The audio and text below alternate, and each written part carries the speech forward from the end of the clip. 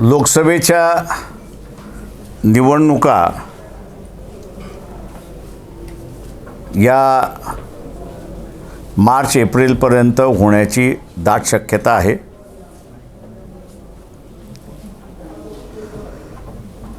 भारतीय जनता पक्ष RSSने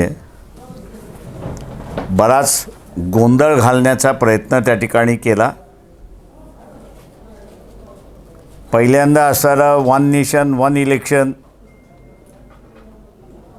ही वल्गना केली, घोषणा केली, समिती स्थापन केली. पण लोकसभेच्या विधानसभेच्या निवडणुका एकत्र घेता येत नाही,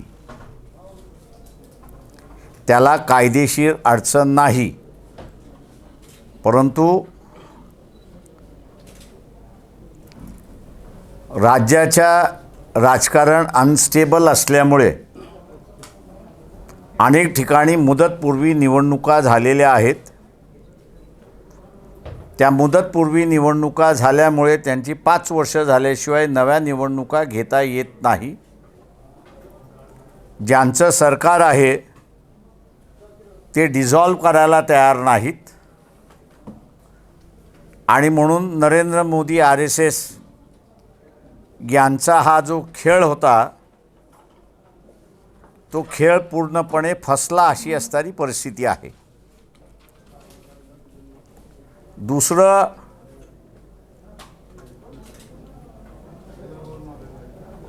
स्पेशल अधिवेशन बोलवलं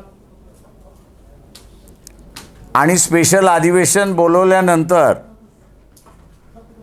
जे नेहमी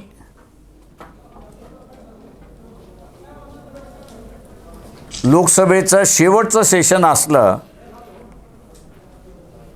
की तिथे फोटो सेशन होतो, तो फोटो सेशनसुद्धा पार पाडला. निवडणुका होणार असं जाहीर झालं आणि अचानकपणे कोणाला विचारात न घेता घटनादुरुस्ती करण्याचा प्रयत्न केला. ती घटनादुरुस्ती झाली आणि 33% महिलांचं आरक्षणाचं बिल त्या ठिकाणी आणलं. हा सुद्धा एक फार मोठा फ्रास आहे असं मी त्या ठिकाणी मानतो.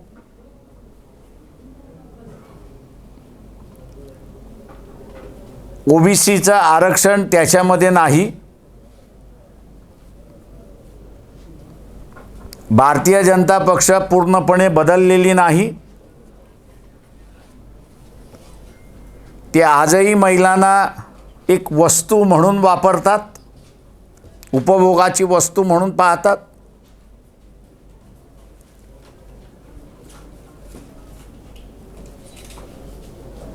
आणि म्हणून हे 33% महिलांचं बिल आणलं. पण स्वतःच्या पक्षामध्ये आत्तापर्यंत 33% महिलांना उमेदवारी त्यांनी कधीच दिलेली नाही. सामान्य जनतेला माझं असणारं आव्हान आहे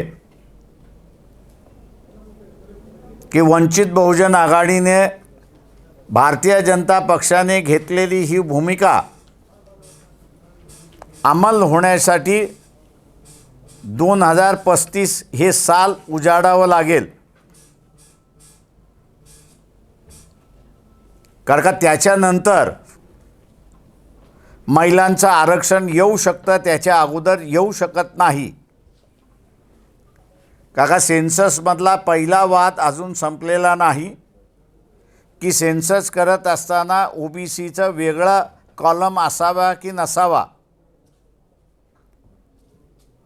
मार्च एप्रिलमध्ये नवीन पार्लमेंट आल्यानंतर 2-2.5 वर्ष त्याच्यामध्ये जातील.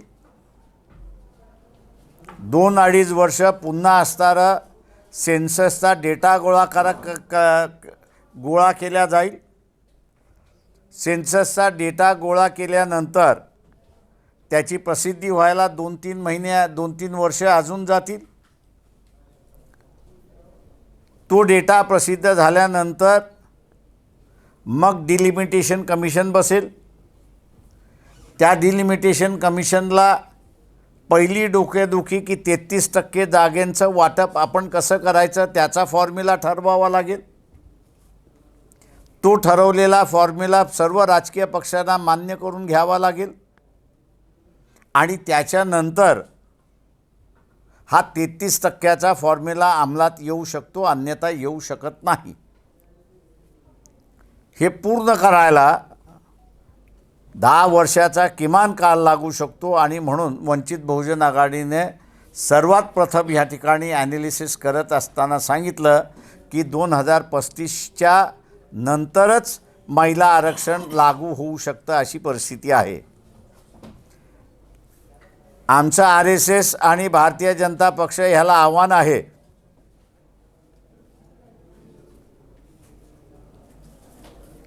की 33% कायदेशीररित्याने असणारं बिल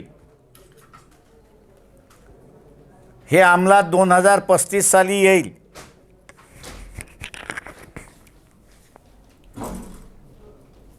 तुम्ही स्वतःहून बदललेला आहात.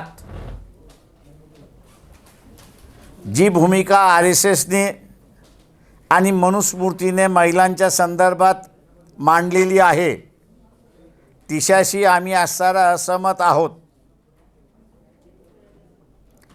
हे आता 33% उमेदवारीच्या स्वरूपामध्ये महिलांना जागा द्या आणि ते जर केलं तरच तुम्ही बदललायत आम्ही असणारा मानू. नाही तर आतापर्यंत तुम्ही असणारा मनुस्मृतीने महिलांचे जे स्थान ठेवलेलं आहे RSS ते मानतं आहे ते आत्ताही तुम्ही मानताय असा जनसामान्यामध्ये आम्ही प्रचार त्या ठिकाणी करणार आहोत. येणारा काळ आणि विशेष करून दिवाळीच्या सणानंतर या देशातला अत्यंत कठीण काळ राहणार आहे अशी परिस्थिती आहे.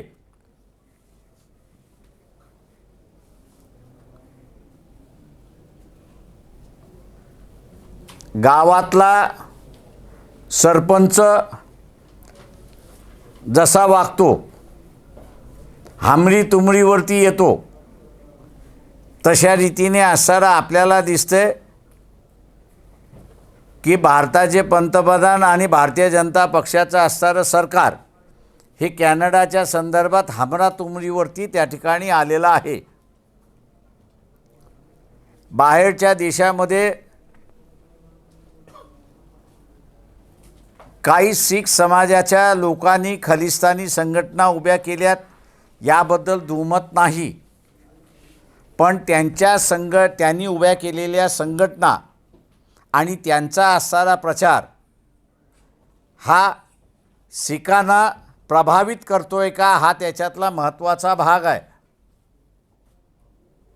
आमच्या दृष्टिकोनातून आणि आम्ही जे पाहतोय त्या संघटनांचा प्रचार आणि प्रसार हा कुठल्याही पद्धतीने इथल्या शीख समाजाला प्रभुत्व करतोय असं त्या ठिकाणी दिसत नाही. तर उलट अनेक शीख समाजाच्या संघटना आहेत की ज्या बाहेर जाऊन राहिलेली लोक आहेत, त्यांना नागरिकत्व सोडलेलं आहे, त्यांना शिव्या घालतात आहेत, कंडेम करतात आहेत. या प्रयत्नाला पाठिंबा द्यायचा, त्याला प्रोत्साहन करण्याच्या ऐवजी पंतप्रधान जे आहेत ते ग्रामपंचायतीच्या सरपंचासारखे वागायला लागलेत अशी परिस्थिती आहे. भारताची पूर्णपणे नाचक्की ही नरेंद्र मोदी या व्यक्ती पंतप्रधान आहेत त्यांनी केली अशी असणारी परिस्थिती आहे. दुसरी एक महत्त्वाची बातमी, आम्ही 2016ला वंचितच्या वतीने हिंदूंचं राज्य आहे, सनातन हिंदू जे आहेत त्यांना माझं असणारं आव्हान आहे की या देशातून मागच्या 1.25 महिन्यामध्ये, हे माझे आकडेवारी नाहीत, ते हे सरकारी आकडेवारी आहे की 1,13,000 जे हिंदू आहेत, पण हिंदू दलित नाहीत, ते हिंदू ओबीसी नाहीत, ते आदिवासी नाहीत, ते मुस्लिम नाहीत, ते ईसाई नाहीत, ते शीख नाहीत, पण हे 1,13,000 सवर्ण हिंदू आहेत. या 1,13,000 हिंदूने मागच्या 1.25 वर्षामध्ये भारतीय नागरिकत्व सोडलं आहे आणि परदेशी नागरिकत्व त्यांनी स्वीकारलेलं आहे. तेव्हा हा जो बजरंग दलवाला गाई म्हशींच्या पाठीमागे लागलेला, मुसलमानाच्या पाठीमागे लागलेला, लव जिहादच्या पाठीमागे लागलेला, याला मी असं आव्हान करतोय की हा हिंदू बाहेर चाललेला हा तुम्हाला दिसत नाही का? डोळे बंद केलेले आहेत का? सरकार हिंदूंचं असताना या देशामध्ये असुरक्षित कोण झालाय? तर हा हिंदू असुरक्षित झालेला आहे आणि देश सोडून चाललेला आहे. याच्या विरोधात तुम्ही मोदींच्या विरोधात भूमिका घेणार आहात का? हा सनातन धर्माचा प्रचार करणारे जे आहेत त्यांना आमचं असणारं आव्हान आहे. त्यांनी आमच्यावरती टीका करावी. सनातन धर्माला आम्ही असणारा विचारतो की इथं असणारा शूद्र आणि अतिशूद्राच्या संदर्भातली तुमची जुनी भूमिका बदललेली आहे का ही सांगा. त्याला उत्तर देत नाहीत. पण आम्ही सनातन धर्माचा पुरस्कार करतो म्हणून त्या ठिकाणी सांगतात. आम्ही धर्माच्या कुठल्याही विरोधात नाही, पण जो धर्म शूद्र अतिशूद्र यांना माणूस म्हणून ठरवणार नाही त्याचा आम्ही धिक्कार करणार आणि त्याचा आम्ही निषेध करणार.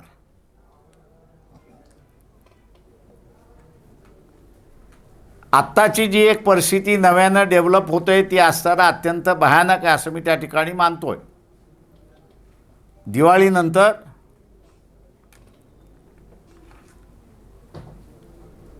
परिस्थिती अत्यंत बेकाबू आर्थिक दृष्टिकोनातून आणि त्याच्याचबरोबर धार्मिक दृष्टिकोनातून होताना मला त्या ठिकाणी दिसते.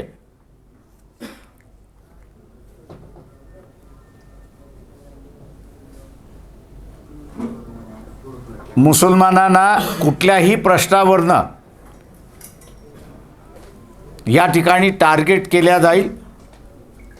जे गोध्रामध्ये घडलं, जे मणिपूरमध्ये घडलं, हे देशाच्या अनेक भागामध्ये दिवाळीनंतर घडण्याची शक्यता आहे आणि तशा पद्धतीचं प्लॅनिंगही चाललेलं आहे अशी परिस्थिती आहे.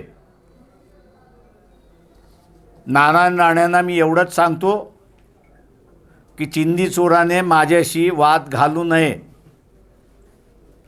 मी बाबासाहेबांचा नातू आहे.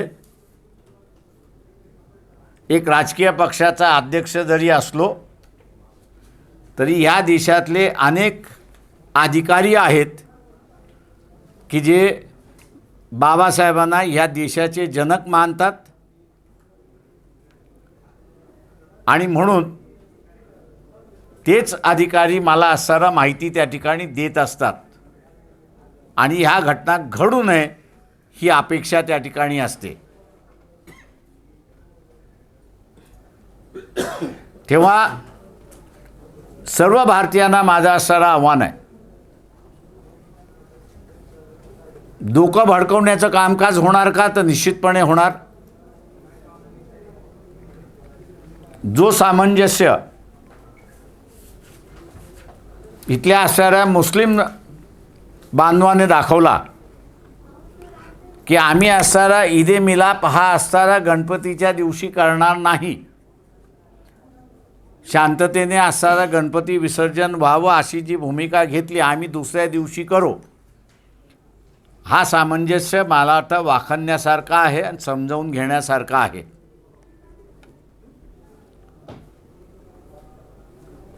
आणि म्हणून दिवाळीनंतर परिस्थिती बेकाबू जाण्याची जी शक्यता दंगलीच्या माध्यमातून होणं, गोध्रा आणि मणिपूर पुन्हा देशामध्ये होणार नाहीत,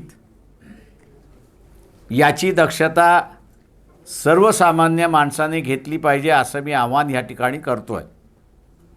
मानवतेला कुठेही काळिंबा लागणार नाही याची दक्षता सरकारने जशी घ्यायची असते तशी भारतीय नागरिकांनी सुद्धा घेण्याची असते आणि ते घेतील अशी अपेक्षा मी या ठिकाणी बाळगतो आहे. इथे दलितही आहेत, आदिवासी आहेत, RSS BJP संविधान बदलणार अशा वल्गना झालेल्या आहेत. तेव्हा आदिवासींना 5वं आणि 6वं शेड्यूलमार्फत आपला इलाका आपल्याला सांभाळता येतो आणि आपलं राज्य त्या ठिकाणी घटनेने बहाल केलेलं आहे, हे आता संपवायला निघालेले आहेत. दलितांना आरक्षण हा असणारा मुद्दा जिव्हाळ्याचा आहे, संपवायला निघालेले आहेत.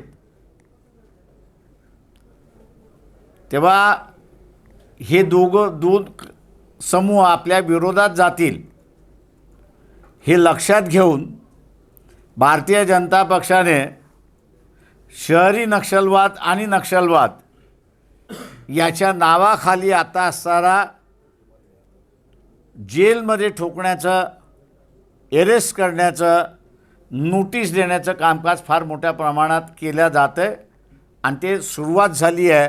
आज सकाळीच काही जणांना नोटिसा बजावण्यात आलेल्या आहेत की तुमच्यावरती असणारं NIAची चौकशी का लावू नये अशी परिस्थिती आहे. मी असं मानतोय की गेल्या 70 वर्षामध्ये अनेक वेळा सत्ता पालट झाला, पण हा सत्ता पालट शांततेने पडला अशी असणारी परिस्थिती आहे. यावेळच्या सत्ता पालट होईल की न होईल हे इलेक्शन रिझल्टच सांगेल. पण इलेक्शन रिझल्टच्या अगोदर निश्चितपणे इथे असणाऱ्या दंगलीचा माहोल, अरागघाचा माहोल हा आपल्याला त्या ठिकाणी दिसेल. आणि म्हणून मध्यंतरी वंचित बहुजन आघाडीच्या वतीने आम्ही भूमिका घेतली होती की 5 महत्त्वाची हिंदूंची मंदिरं जी आहेत त्याला मिलिटरीच्या ताब्यामध्ये द्यावं. काही चॅनल्सनी त्याच्यावरती असणारा पोल्स गेला आणि 80% लोकांना ही भीती आहे की ह्या मंदिरांवरती काही ना काहीतरी होऊ शकतं अशी असणारी परिस्थिती आहे.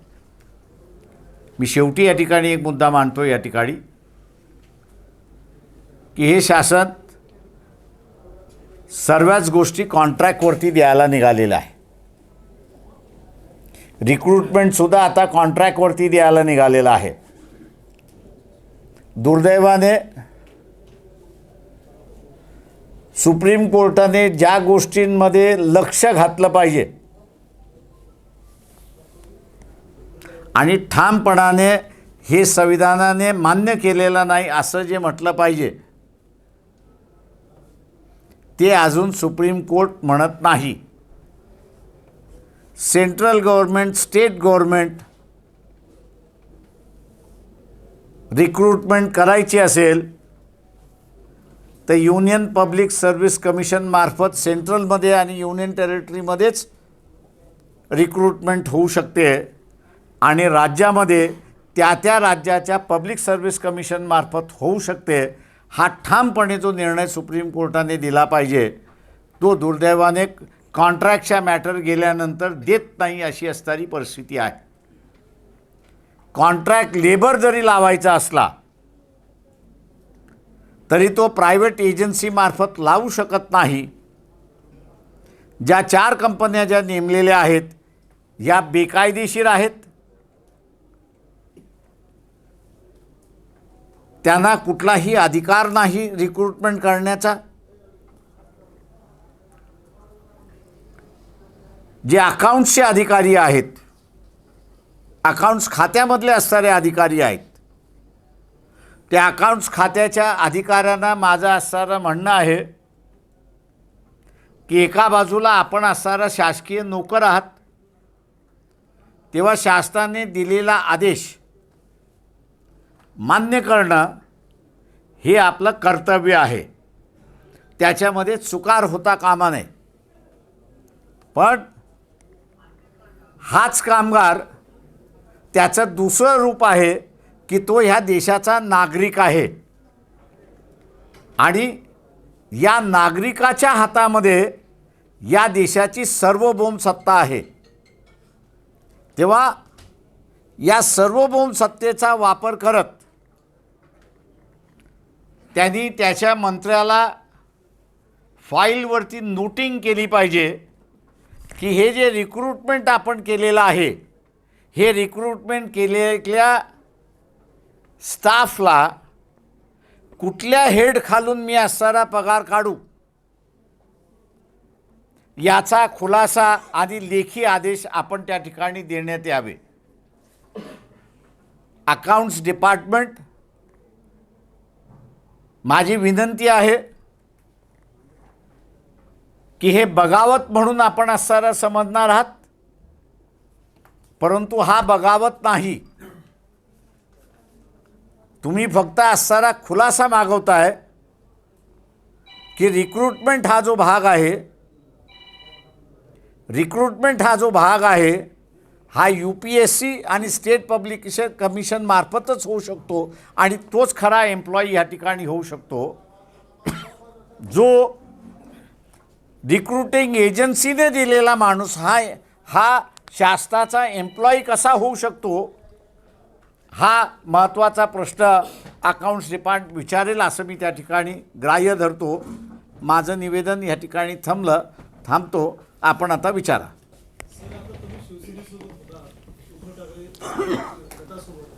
आता एकनाथ शिंदेच्या गटाकडून देखील आपल्याला निमंत्रण आलंय. संजय शिरसाट जे आहेत एकनाथ शिंदे गटाचे, औरंगाबादचे खासदार आमदार, त्यांनी निमंत्रण दिले की आपण एकनाथ शिंदे गटासोबत एकनाथ शिंदे जोपर्यंत BJP बरोबर आहेत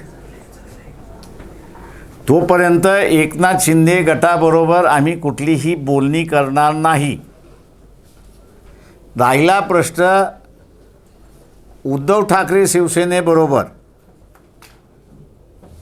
तर मी असं म्हणतोय की आमची ठासणी झाली, बोलणी झाली, पण ती लग्नाची तारीख काढायला 2 भटजी आडवे येतात आहेत.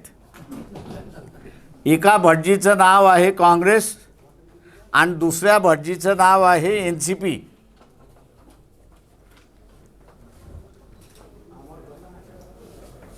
हे दोन्हीही पक्ष आपसामध्ये समझोता करत नाहीत आणि त्याच्याचबरोबर शिवसेनेबरोबरही समझोता करत नाहीत. त्यांनी असणारं घोंगडं भिजत त्या ठिकाणी ठेवलेलं आहे आणि त्यांनी घोंगडं कशासाठी भिजत ठेवलं आहे याचाही खुलासा त्या ठिकाणी होत नाही आहे. तेव्हा कोण कोणासाठी काम करतं आहे याच्याबद्दल आता असणारा आम्हाला शंका घेण्यासाठी जागा आलेली आहे. मी अजून शंका घेत नाही, पण ज्या दिवशी शंका घेईन त्या दिवशी सरळ सरळ आम्ही आरोप केल्याशिवाय राहणार नाही. तेव्हा ह्या पक्षाला त्यांनी धमकी समजावी किंवा जे काही समजायचं आहे ते समजावं. तुमची युती होणार असेल तर सांगा युती होणार आहे, सीट वाटप ताबडतोब करून घ्या. सीट वाटप केलं नाही तर आम्ही असणारा उद्धव ठाकरे यांच्यावरती प्रेशर करणार आहोत की आता तुम्ही निर्णय करा यांच्याबरोबर जायचं की न जायचं. आणि ते प्रेशर करून उद्धव ठाकरेंबरोबर आम्ही समझोता करण्याचा प्रयत्न करू. सर, नितेश राणे पुन्हा म्हणतात की इंडिया आघाडीमध्ये आपल्याला घ्यायला विरोध होत होता किंवा होतोय. असे त्या इंडिया आघाडीचा आमचा काय तेवढा व्यापक नाही. आम्ही महाराष्ट्रापुरते मर्यादित आहोत. तेव्हा इथे असणारा जी महाविकास आघाडी आहे, त्या महाविकास आघाडीमधला असणारा समझोता झाला तर सेनेबरोबर आमचा समझोत्याचा मार्ग मोकळा होतो. त्याच्यामुळे वरचं काय चाललं आहे याच्याशी आम्हाला घेणं देणं नाही. राज्यामध्ये बी जे पीला हरवणं हे आम्ही असं क्रमप्राप्त केलेलं आहे. साहेब, माझा प्रश्न असा आहे की संसदेचे उद्घाटन प्रसंगी परवा पंतप्रधान मोदी साहेबांनी ज्या खासदारांना वाटप केलं त्याच्यामधला समाजवाद आणि धर्मनिरपेक्ष हा शब्द त्यांनी वगळलेला आहे. त्याबद्दल आपलं मत काय? माझं म्हणणं असं आहे की तू असला काय किंवा नसला काय, की तुम्ही बाबासाहेबांचा असताना जर त्या कॉन्स्टिट्यूंट असेंब्लीच्या डिबेटमधलं असताना वाचलं तर त्यांनी असताना म्हटलं आहे की संविधानाच्या प्रत्येक कलमामध्ये सेक्युलर हा अंतर्भाव केलेला आहे आणि जे काही आम्ही असणारा फंडामेंटल ड्युटीज म्हणून असणारा त्या ठिकाणी केलेला आहे त्या तो असणारा सगळा समाजवादाचाच भाग आहे. आणि ते कधीतरी शासनाला आता रिसोर्सेस नसल्यामुळे तो ऐच्छिक ठेवलेला आहे, पण नंतरच्या कालावधीमध्ये तो ऐच्छिक न राहता तो कंपल्सरी होईन अशी परिस्थिती आहे. त्याच्यामुळे इंदिरा गांधीने हे 2 शब्द असले पाहिजेत म्हणून तिने असणारं अमेंडमेंट केली. जनतेने ते असणारं मान्य केलं. माझं म्हणणं असं आहे त्याच्यामध्ये आत्ता असणारं भारतीय जनता पक्षाला ते वगळायचं असेल तर अमेंडमेंट केल्याशिवाय तुम्हाला असणारं वगळता येत नाही. हा मनमानी कारभार जो त्या ठिकाणी दिसतो आहे तो येणारा लहरी कारभार आणि हुकुमशाहीचा कारभार हे सरळ सरळ घोतक आहे असं मी त्या ठिकाणी मानतो. सर, एकीकडे इंडिया आघाडीमध्ये जे घेण्यावरून जी चर्चा होती त्यामध्ये उद्धव ठाकरे स्पष्ट त्यांची भूमिका स्पष्ट करत नाही. आपण पाठीमागील एका पत्रकार परिषदेमध्ये सांगितलं होतं की शरद पवार जे आहेत ते कधी अडाणीला जाऊन भेटतात. कुठंतरी वाटतं का शरद पवारच हा सगळ्यात मोठा अडकाटा तुम्हाला इंडिया आघाडीमध्ये घेण्यामध्ये आहे? राहुल गांधी निर्णय घेऊ शकत नाही हे आता व्हेरी क्लिअर दिसायला लागलेलं आहे. राहुल गांधीने मुंबईच्या इंडिया आघाडीमध्ये सर्व पक्षांना अडाणीच्या ह्याच्यावरती भूमिका घ्या असं त्यांनी म्हटलं. भूमिका झाली की न झाली मला माहीत नाही, पण NCPचे असणारे नेते शरद पवार हे अडाणीबरोबर आहेत हे आता व्हेरी क्लिअर झालेलं आहे. राहुल गांधींना आता असणारं ठरवावं लागेल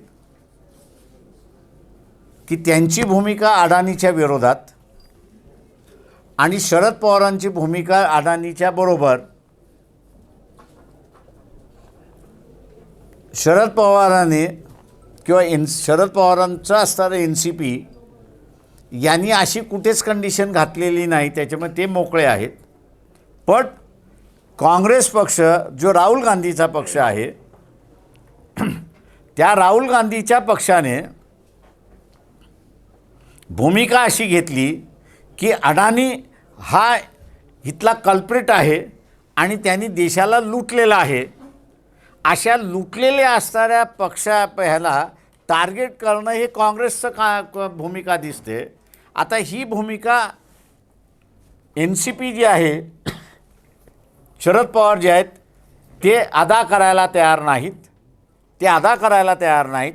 राहुल गांधींचं नेतृत्व आता माझ्या अंदाजानं ह्या ठिकाणी सिद्ध होणार आहे की ते निर्णय घेऊ शकतात की न घेऊ शकतात. त्यांनी NCPच्या विरोधात निर्णय घेतला नाही तर निर्णय घेण्याची क्षमता नाही हे स्वतःच्या ॲक्शनमधनं ते सिद्ध करतायत अशी परिस्थिती आहे. निर्णय घेतला तर त्यांना निर्णय घेण्याची क्षमता आहे हे ते सिद्ध करतील. तेव्हा आता राहुल गांधींनी स्वतःला अडाणीच्या निमित्ताने ट्रायलवरती ठेवले असं मी त्या ठिकाणी मानतो. Sir, you are mentioned the government is planning to create chaos in the countries, in our countries. What you will do to stop or prevent this? असे कुठल्याही राजकीय पक्षाने काहीही करायचं ठरवलं, ते अंमलात यायचं की न यायचं हे असताना जनतेच्या मनावरती असतं, इच्छेवरती असतं. आणि म्हणून आम्ही असताना भारतीय जनतेला आवाहन केलेलं आहे की दिवाळीनंतर जी काही परिस्थिती निर्माण करण्याचा प्रयत्न होईल त्याला आपण असताना खतपाणी घालू नका. 4-5 डोकी गो हत्या, अमुक हत्या, तमुक हत्या, असं लव जिहाद अमुक तमुक असं जे काही करत बसलेली आहे त्याच्या नादी लागू नका, त्यांना प्रोत्साहन देऊ नका. हे भारतीय जनतेने केलं तर कोणाचे कितीही मनसुबे असले दंगली घडवण्याच्या तर दंगली घडणार नाहीत, अशी परिस्थिती होते. MIM आणि बहुजन आघाडी आणि शिवसेना असं समीकरण होऊ शकते का?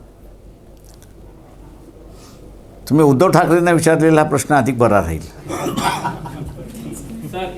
सर, मुंबईमध्ये मराठी माणसांना घर दिलं जात नाही, पण राज्यातल्या लोकांची मजुरी आहे असं वाटतं. आणि सर त्याला जोडून एक माझा प्रश्न आहे सर, ही एक मुलगी तर तुम्हाला भेटायला आली आहे, तिला कॉलेज सोडावं लागलं सर अशाच गोष्टी.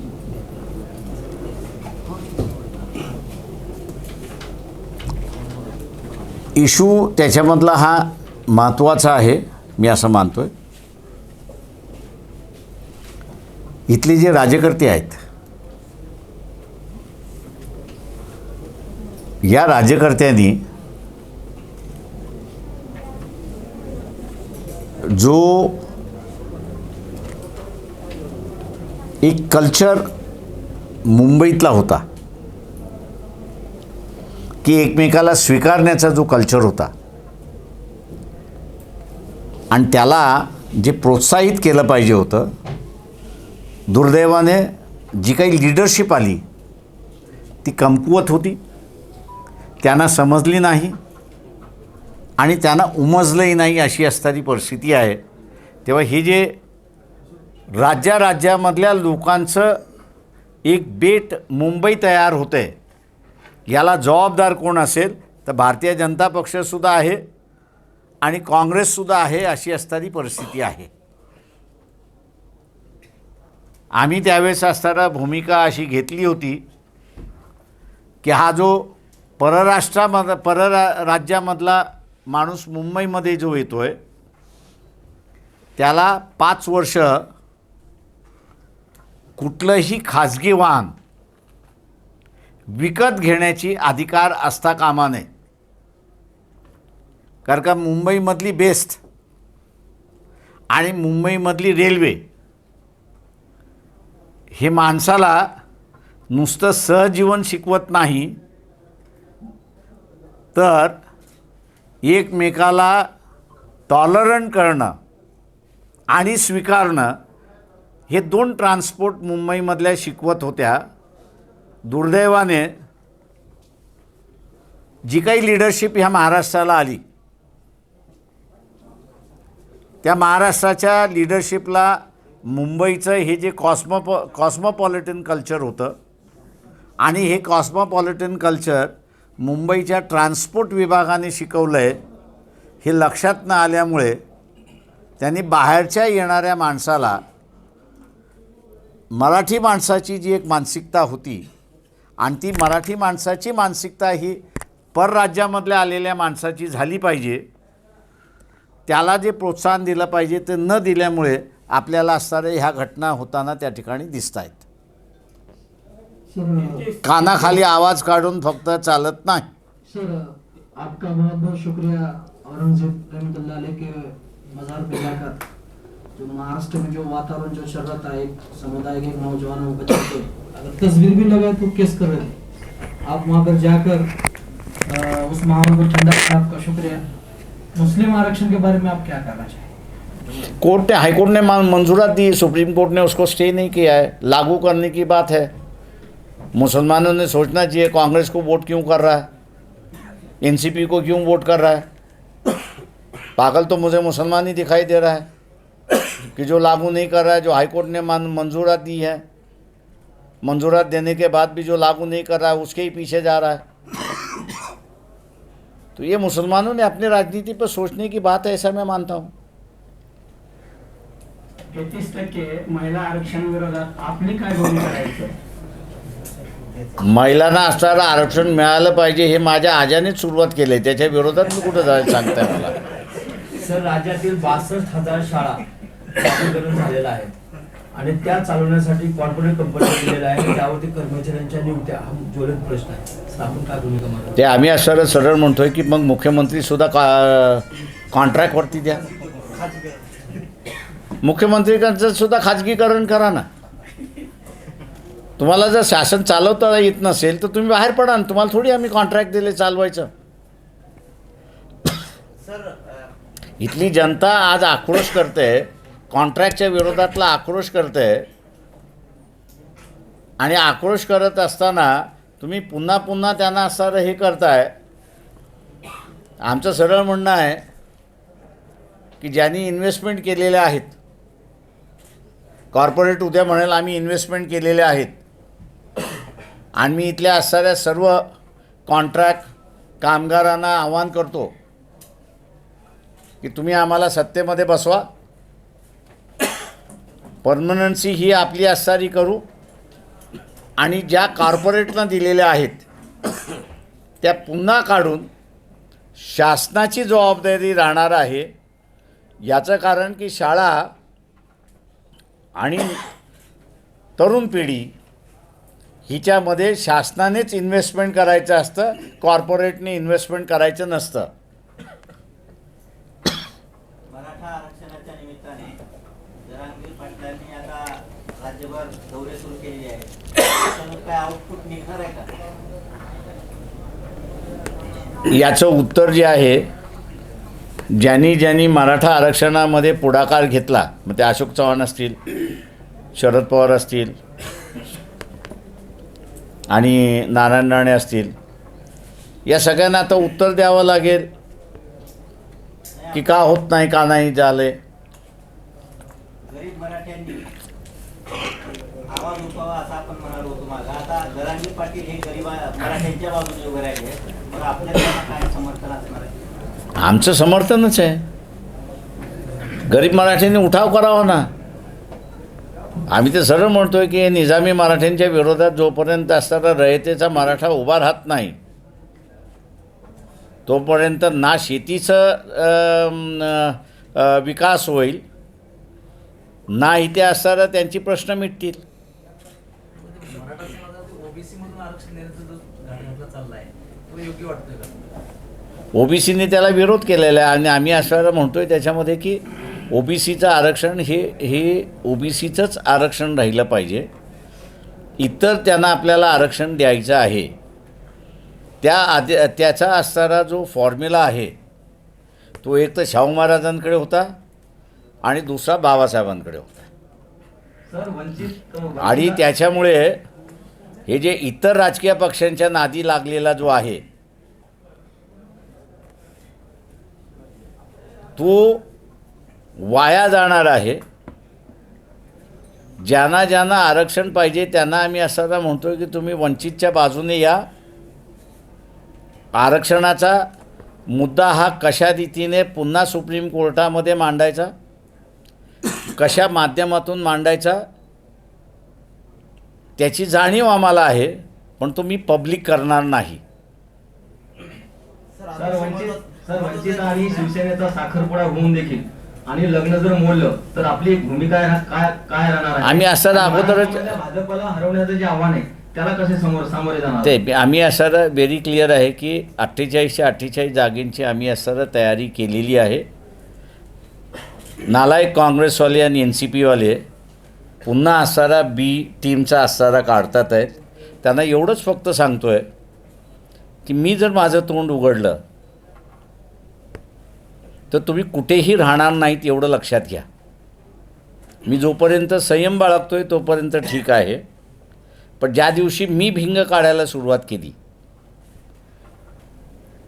तर मग तुमचे काय काय संबंध आहेत ते मी असं त्या ठिकाणी काढेल. त्याच्यामुळे असं त्यांनी माझ्यावरती ही पाळी आणू नये ही माझी असणारी अपेक्षा आहे. नाही तर माझ्याकडे नो होल्ड बॅरियर असतं. सर, महत्त्वाचा एक प्रश्न आहे की खाजगीकरण किंवा एजन्सी मार्फत जे पदं भरलेले आहेत, जर समजा सेक्रेटरी पद जर समजा एजन्सी मार्फत भरलं आणि त्याचं अनुकरण जिल्हाधिकाऱ्यांना संबंधितला करायचं तर ते शासन निर्णय जे आहेत ते लागू कुणाला नेमकं करणार? ते शासन निर्णय लागूच होऊ शकत नाही जोपर्यंत MPC, असं एक लक्षात घ्या, जोपर्यंत MPCC मार्फत किंवा UPCC मार्फत होत नाही आणि त्या होत असणाऱ्या माणसाच्या अपॉइंटमेंटवरती जोपर्यंत ज्यांना पॉवर डेलिगेट केलेले आहेत ते डेलिगेट केलेल्या माणसाच्या सह्या जोपर्यंत होत नाही तोपर्यंत तो गव्हर्मेंट एम्प्लॉई म्हणून ठरतच नाही. त्याच्यामुळे तो सेक्रेटरी असो किंवा कोणी असो. सर माझा एक महत्त्वाचा मुद्दा आहे असा की आपण म्हणलात की दिवाळीनंतर एक वेगळी परिस्थिती महाराष्ट्रामध्ये येऊ शकते, देशामध्ये येऊ शकते. त्याचाच एक भाग काही दिवसापूर्वी वासुदेवाला उघडपणे सोशल मीडियावर तो व्हिडिओ व्हायरल झाला, उघडपणे मारण्यात आलं. मग त्याची जर कुठंतरी ती चाहूल लागते का असं वाटतंय आणि त्याच्यावरती आपण ते मी तुम्हाला म्हणालो की त्याच्यामधलं आहे माध्यम काही होईल. माध्यम आज विचारलं की अमुक याच्यावरनं होणार, माझं म्हणणं नाही, काहीही त्याच्यामध्ये होऊ शकतं. Sir, who is district ultimate आहे president? का बाळासाहेब आता Vanchit Aghadi? Bahujan Aghadi. District president. Ultimate आहे का? That is our internal issue, that's not public issue. नाही, जिल्हाध्यक्ष नाही लातूरला. हो आहे, माहिती आहे आम्हाला. आमचे संघटना आणि कार्यकर्ते आहेत त्याच्यामुळे सर सलीम सय्यद बसलेले आहेत, ते सर सक्षम आहेत जिल्हा सांभाळायला. त्याच्यामुळे सर आपण चिंता करण्याची गरज नाही. सर इथला मतदार जो आहे तो कुणालाच नाराज करत नाही, त्याच्या मतदार जागृतीसाठी पण काही पक्षांना करावं लागणार आहे का? इथला मतदार जो आहे तो कुणालाच नाराज करत नाही. वंचित आघाडी सोडलं तर सगळेच सत्तेत आहे आणि सत्तेतून बाहेर पण आहेत ना. म्हणजे मतदाराची कुठे गफलत होती असं वाटतंय? ते आता मतदार आहेत. माझं म्हणणं आहे की जोपर्यंत गाडी व्यवस्थित चालली होती तोपर्यंत सत्तेमध्ये कोण बसलं हे मतदाराला घेणं देणं नव्हतं. याचं कारण की त्याला माहीत होतं की चाकोरीतूनच आपण चालणार आहोत. पण आता ज्यावेळेस चाकोरीतून बाहेर पडण्याची भाषा ज्यावेळेस होत आहे त्यावेळेस मतदार स्वतःहून जागा झाला आहे हे मला दिसतंय.